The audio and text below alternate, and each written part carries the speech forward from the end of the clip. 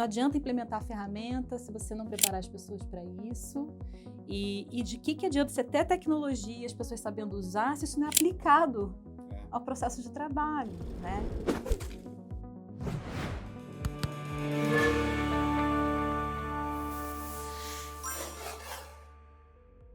Pensando em tudo isso que a gente está vivendo hoje, né? AI, talento, como é que essa equação você acha que ela vai ser estruturada para as empresas que querem ganhar nos próximos anos? Assim, o que elas têm que pensar nessas duas partes dessa equação tão complexa? São 3, tá? E aí eu acho que... Gostei já da resposta. Não são 2, são 3 na minha visão. Porque você tem... a gente falou de pessoas, a gente falou de tecnologia. Sim. Mas tem o negócio, né? Total. É o processo de trabalho. E eu acredito cada vez mais, assim, acompanhando, né, essas jornadas de reinvenção. Então, todos os negócios, né, de alguma forma estão tendo que se reinventar nesse momento, em algum nível, né? Não adianta implementar a ferramenta se você não preparar as pessoas para isso. E de que adianta você ter tecnologia, as pessoas sabendo usar, se isso não é aplicado ao processo de trabalho, né? Então, assim, precisa ter essas 3 lentes trabalhando juntas. Então, a gente fala de reimaginar o trabalho. Então, o processo, como ele é hoje, não adianta você automatizar um processo que poderia ser completamente diferente, porque essa nova tecnologia, ela habilita uma série de coisas que antes não eram possíveis. E ela traz um superpoder para as pessoas que sabem usar. A gente fala de superpoder mesmo, né? A Accenture publicou até um paper recente que ele fala a gente está vendo a era da co-inteligência.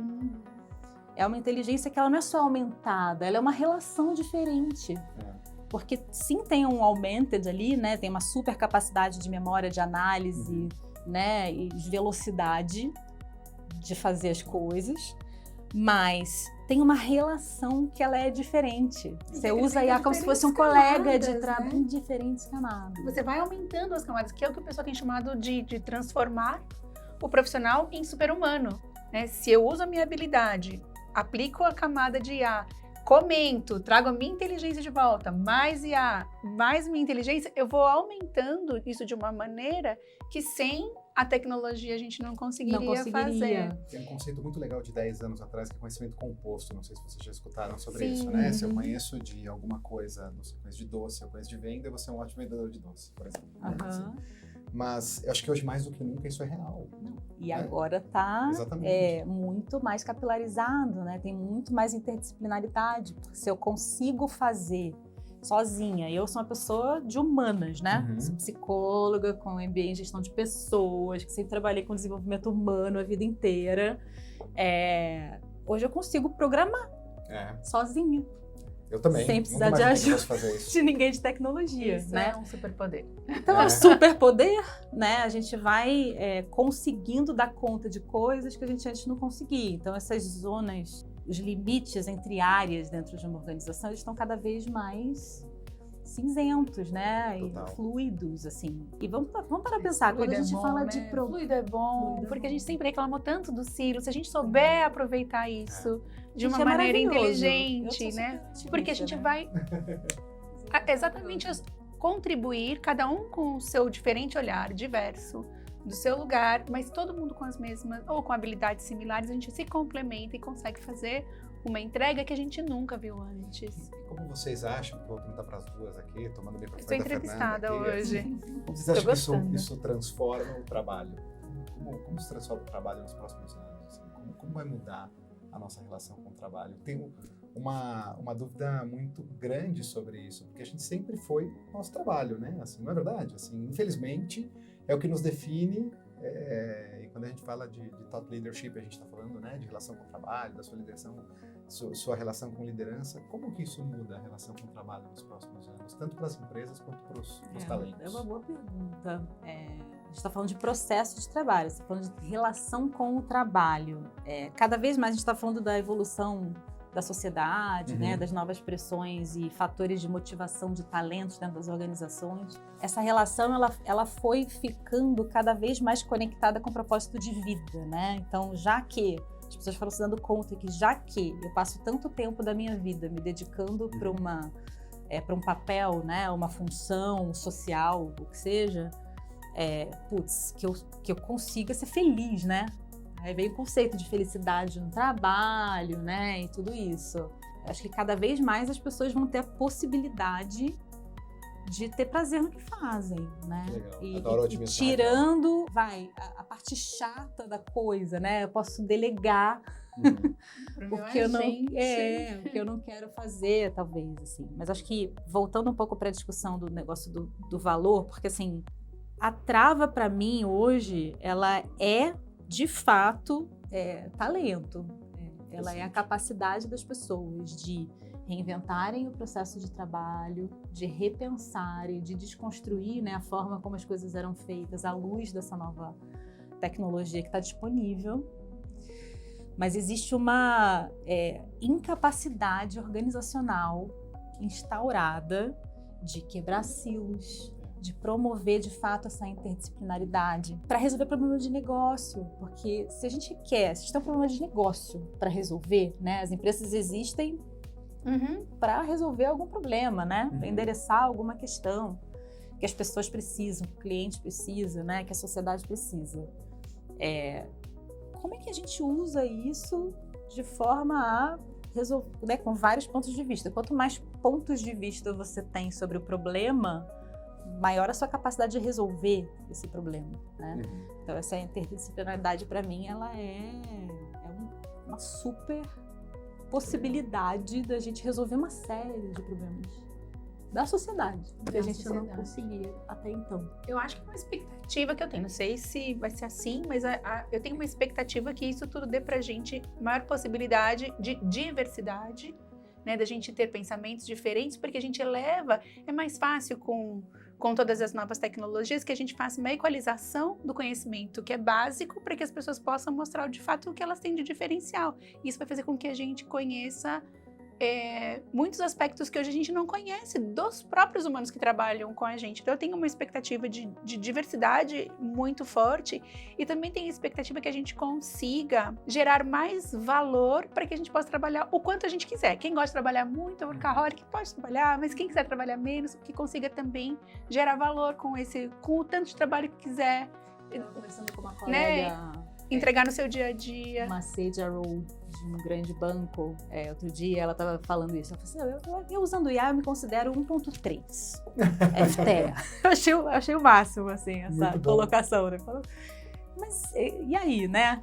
Como é que a gente faz com isso? O que a gente faz com isso? O que você faz com o 03, né? Você trabalha um dia menos da semana? Exato. Você cobra que todos sejam 1.3? Ou você consegue gerar mais valor, né, para o negócio? Eu acho que essa equação é que está difícil de enxergar. Quais são as alavancas, né? Você pode trabalhar menos e ter mais equilíbrio de vida, ou você pode gerar mais valor, pode vender mais, escalar mais, né? Ampliar o impacto. E as pessoas não sabem ainda o que fazer com isso. Não sabem, né? Isso também já é estatística. Mas eu vou pegar de volta o meu microfone aqui, que né, hoje, né? Eu gostei muito. Mas hoje o host é Ricardo Ribas. Vou fazer para você a pergunta, Ribas. Então, né? Quais são as suas expectativas? E o que muda daqui para frente? Que futuro é esse que a gente vai ter para as pessoas no mundo do trabalho? Olha, eu tenho pensado e lido muito sobre isso. Assim, eu concordo muito com alguns fatos que vocês trouxeram. Acho que, sem dúvida, é um democratizador de conhecimento, né? Acho que a gente começa a poder equalizar um pouco mais as barras ali, onde as pessoas têm muito acesso a muito conhecimento, né? As empresas têm muito acesso a muito conhecimento. Então, o conhecimento, ele deixa de ser, talvez, o grande vetor, né? Hoje, 90% das empresas Top 500 são empresas de conhecimento nos Estados Unidos, né? Ele começa a ser mais democrático, todo mundo vai conhecer mais, né? Assim, eu acho que é como é que você realmente aplica isso, e eu concordo contigo, como é que você aplica isso nos negócios, como é que você traz isso, né? De sair daquele ambiente virtual ali, do seu LLM, não importa a inteligência que você esteja usando, e você impacta isso na linha de produção, no processo de recrutamento, num processo de desenvolvimento do medicamento e tudo mais, né? Assim, então eu vejo talvez que a gente vai passar por um círculo de transformação de negócios muito grande, né? Onde os ciclos, por exemplo, de desenvolvimento de produto vão se reduzir ao extremo, né? Onde os ciclos, por exemplo, de Sem dúvida. investimento em manufatura vão ser muito mais assertivos, né? Então isso vai gerar riqueza, né? Assim, e isso vai gerar também provavelmente acho que ainda um gap maior do que a gente já tem hoje, né? Quando a gente fala da relação do trabalho, as pessoas que entendem, que parece que hoje é todo mundo, eu concordo com você, mas a gente ainda tem uma parte enorme do mundo que ainda não usa a inteligência artificial no dia a dia.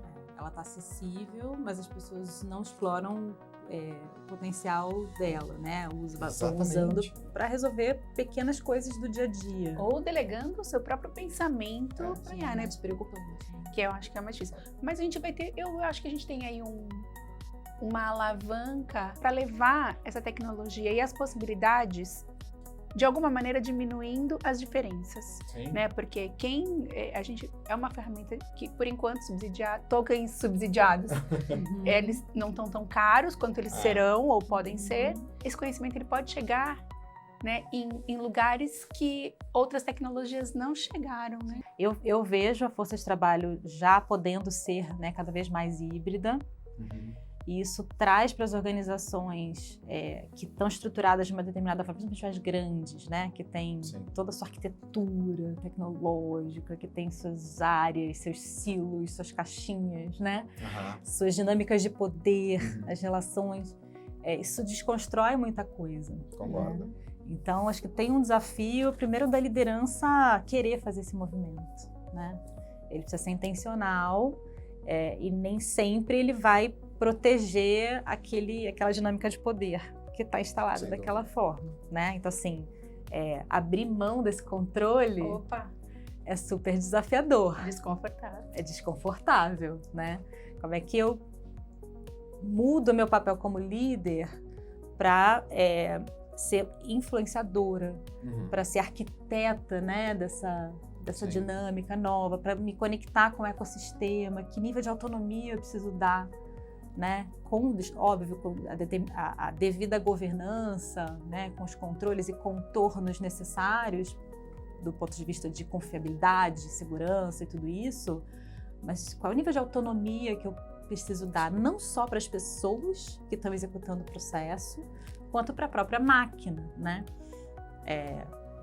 Essa arquitetura de desdobrar, né, aquele processo e pensar, putz, isso aqui faz sentido ou não faz sentido, precisa começar com onde é que eu posso chegar. São as alavancas de valor.